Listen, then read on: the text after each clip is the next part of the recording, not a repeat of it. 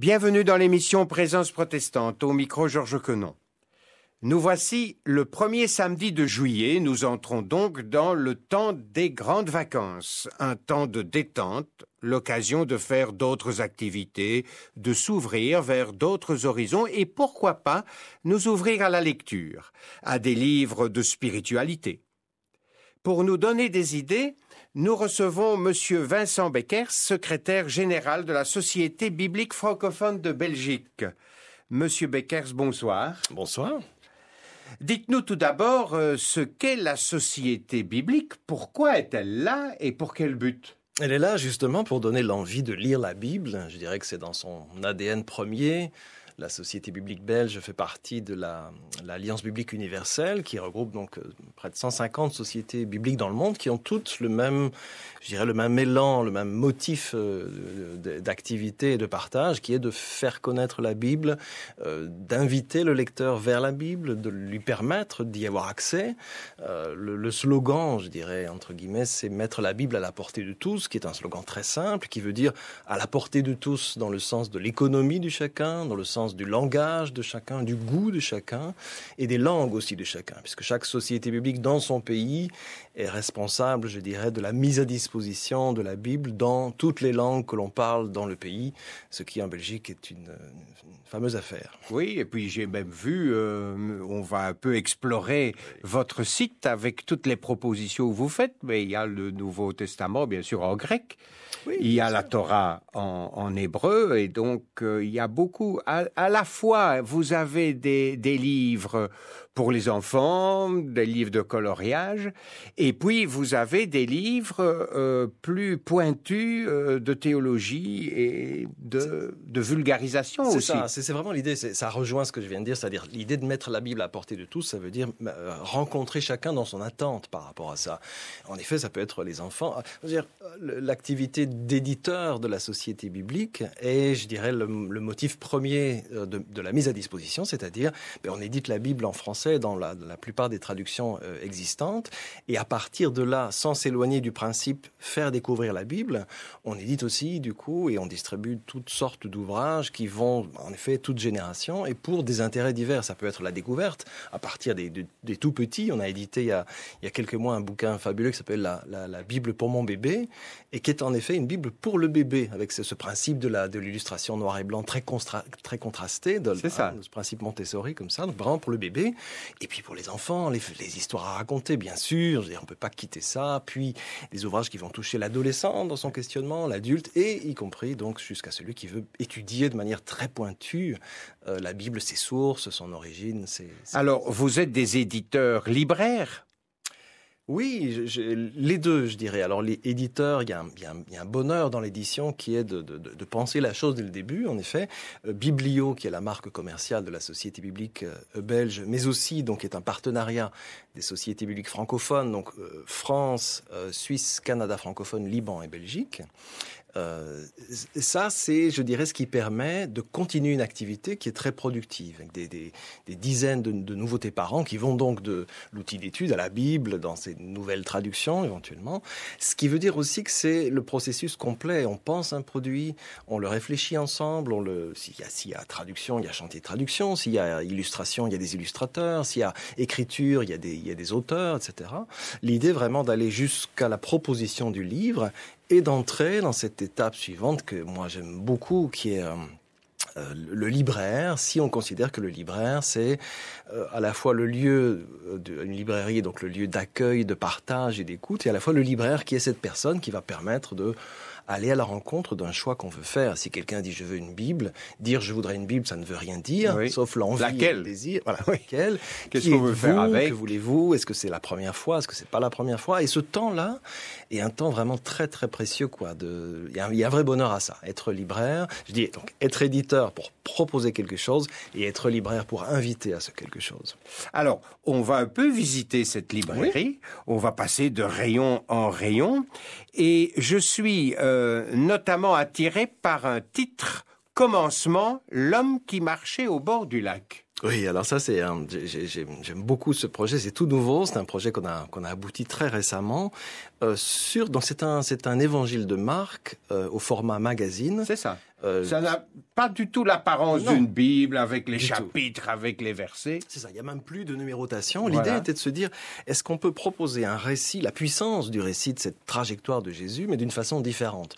Donc il y avait deux options dans la proposition. C'était de confier ça à un graphiste, un illustrateur, qui a investi complètement la mise en page de cet objet qui devient...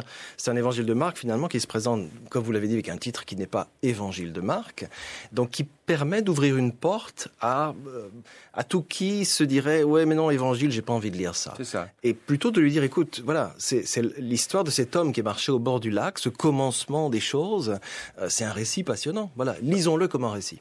Parce que bon, la Bible c'est assez rébarbatif. C'est épais, et puis dans beaucoup de pensées de gens, de personnes contemporaines aujourd'hui, c'est de dire bon, est-elle encore actuelle? Pourquoi lire la Bible? Et puis voilà que vous sortez dans un format magazine. Mais moi, j'avoue que je suis très fan de ça personnellement, et je pousse beaucoup dans le travail d'édition ce genre d'objet-là, que ce soit voilà celui-ci en particulier. Parlons de celui-là, cette idée de proposer aussi. Si on revient à ce que je disais tout à l'heure, mettre la Bible à la portée de tous, il y a en effet pas mal de gens, je pense, on peut les arrêter dans la rue par poignée, à qui on dirait veux-tu lire la Bible, et qui diraient ben non, ça m'intéresse pas. C'est ça. Ça n'a plus rien à voir avec rien, etc. Oui. Or, si on se dit mais ça c'est un morceau, par exemple, les gens disent toujours je voudrais offrir une Bible à quelqu'un. Et ma première question en tant qu'éditeur à la fois et en tant que libraire aussi, c'est de dire qui est cette personne? Parce qu'offrir une Bible, c'est pas forcément le bon geste. Et je ne suis pas en train de faire une restriction sur non, mais il faut pas offrir la Bible à tout le monde. Non, il faut que tout le monde ait accès à ce texte, à la puissance et à la beauté de cette Oui, parole. parce qu'il est étonnant.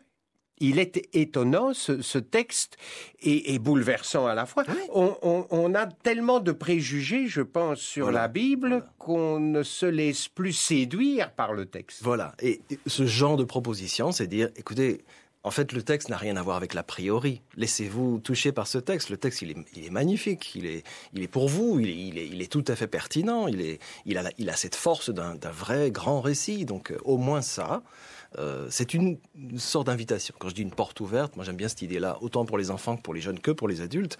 Une porte ouverte, c'est sans doute le plus beau cadeau qu'on puisse faire à un lecteur, à un non-lecteur de la Bible, pour lui dire vois et goûte ce récit formidable. Alors nous arrivons toujours dans ce rayon biblio, à pétales de proverbes. Et paroles, prières, envois. Donc, il n'y a pas que des textes centrés sur la Bible elle-même, mais aussi des textes plus poétiques. Alors il y a en effet, il y a une chose qui reste toujours, c'est que Biblio, le principe éditorial de Biblio, et la directrice d'édition qui est à Paris tient beaucoup à ça. Je pense qu'elle a raison d'ailleurs. On s'en tient au texte biblique, c'est-à-dire qu'on ne donne pas d'interprétation ou de lecture secondaire ou voilà. Mais par contre, on propose des formes qui sont centrées sur le texte. Par exemple, Pétale, la collection Pétale, ce sont des petits coffrets de cartes qui sont à colorier. C'est tout un petit coffret avec des cartes à colorier, avec donc des fragments ou de proverbes ou des psaumes, ou il y a les pétales de bonheur aussi. Donc c'est une espèce de choix de versets qui vont dans ce sens-là, de la thématique. Ce sont des petits cartons qu'on peut colorier. C'est l'invitation à la méditation. Parole, prière en vol, c'est un bouquin que j'aime beaucoup, qui a été produit en Belgique d'ailleurs, et qui permet un ralentissement de la découverte de versets en les repositionnant, en se disant finalement la Bible nous parle avec des mots qu'on connaît bien, mais comment est-ce qu'ils peuvent venir vers nous d'une façon différente? Qu'on ne se dise pas c'est un mot de la Bible, qu'on se dise c'est un mot que je connais, que j'aime, c'est un mot de mon quotidien, c'est un mot que je partage. Qui me parle, qui me rencontre dans mon quotidien. Finalement, ce sont des mots qui nous parlent, il faut juste trouver la façon de s'approcher. Alors, nous changeons de rayon, nous arrivons, parce que, évidemment, vous ne vendez pas que des Bibles ou que des livres associés directement à la Bible, des livres d'études, etc. Vous avez d'autres livres, ici, je regarde, Terre en péril, Terre en partage. C'est de l'écologie ? Alors ça, par exemple, c'est un écho d'un colloque sur l'écologie, sur la mise en écho de la Bible par rapport à cette idée que la terre a été donnée en partage et que l'homme la met en péril. Alors ça, c'est intéressant que vous notiez ça parce que c'est sorti aux éditions Scriptura. Scriptura, c'est un petit peu l'alternative de Biblio. C'est là où Biblio ne peut pas aller, puisque Biblio, je l'ai dit, la ligne d'édition, c'est la parole sans interprétation. On la donne à goûter, on la donne à comprendre, on la donne à entendre et à lire. Scriptura permet un petit peu d'autres choses. On va vers des témoignages, on peut aller vers des choses plus poétiques en effet. On peut aller aussi vers, voilà, par exemple, l'expérience visuelle, dont le premier tome était les 4 évangiles. Et ici, on vient de sortir DVD. justement... Ici, Marc, que je vous ai apporté là. Donc, l'expérience visuelle, c'est aussi... Oui, tout à fait. Ici, on a l'évangile de Marc, mais il existe aussi avec les 4 évangiles. C'est un petit peu comme le commencement, c'est-à-dire c'est une façon différente qui est c'est bourré de photographies. C'est un petit peu le désir de se dire, c'est un texte très contemporain. Le Nouveau Testament, en l'occurrence ici Marc ou les 4 évangiles, ce sont des textes très contemporains qui résonnent dans la ville, qui résonnent chez l'humain, qui résonnent dans son quotidien. C'est vraiment cette idée-là. Et donc, à nouveau, c'est de se dire, voilà, j'ai le texte de la parole, un fragment, Marc ou les 4 évangiles, mais je le lis dans un format magazine, un format MOOC, avec beaucoup de photos, façon de faire résonner le texte. Oui, c'est très colorié, c'est très parlant. Avec des images très parlantes. Voilà, et ce sont des objets qui sont très économiques, vraiment à offrir, vraiment de dire, voilà, à quelqu'un qui n'a jamais lu et qui a des a priori, dire, mais écoute, lis-le à ton rythme, laisse-le résonner en toi, laisse cette parole résonner en toi. Alors, nous arrivons malheureusement déjà à la fin de notre émission.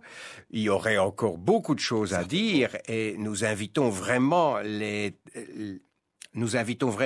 auditeurs à aller voir sur votre site www.éditionbiblio.be. Voilà.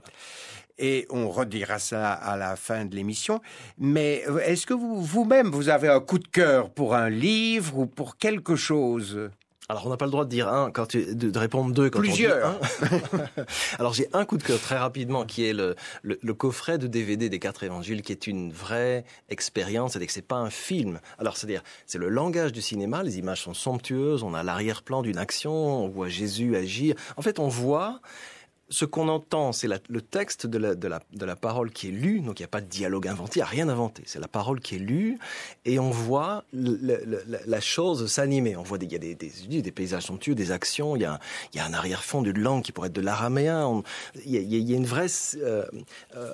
un vrai plaisir de découvrir la parole autrement. C'est par exemple un outil qui est très apprécié dans les familles, pour les partages, dans les églises pour discuter de séquences très brèves, etc. Et plein d'autres occasions sûrement. Et mon coup de cœur très personnel, c'est la Nouvelle Français Courant que je redécouvre personnellement avec un bonheur fou. C'est l'aboutissement de 3 ans de travail. Dieu parle comme tout le monde. Dieu parle comme tout le monde, cette idée de se laisser dérouter. Et encore, on a vraiment voulu cette Nouvelle Français Courant comme la Bible de tous les jours de ceux qui connaissent la Bible. Et je la vis comme ça. Je l'ai commencé pendant le confinement de cette façon, c'est-à-dire me dire, ok, je vais repartir dans une lecture continue de ce texte-là, dans cette traduction-là. Et je la conseille, elle est très étonnante, très belle, très, très juste, très équilibrée. Elle n'est pas simplifiée comme on lui jette cette pierre à la figure toujours. C'est une vraie belle traduction, fiable, sérieuse, mais qui résonne d'une façon très contemporaine. Alors, Monsieur Vincent Beckers, merci infiniment de nous avoir fait vivre dans votre librairie ces quelques livres. Mais nous rappelons l'adresse du site www.édition@biblio.be. Vous y découvrirez des livres, des DVD, des ouvrages de réflexion, de spiritualité, d'études, découvertes de la Bible. Après tout, n'est-elle pas un des joyaux du patrimoine de l'humanité ?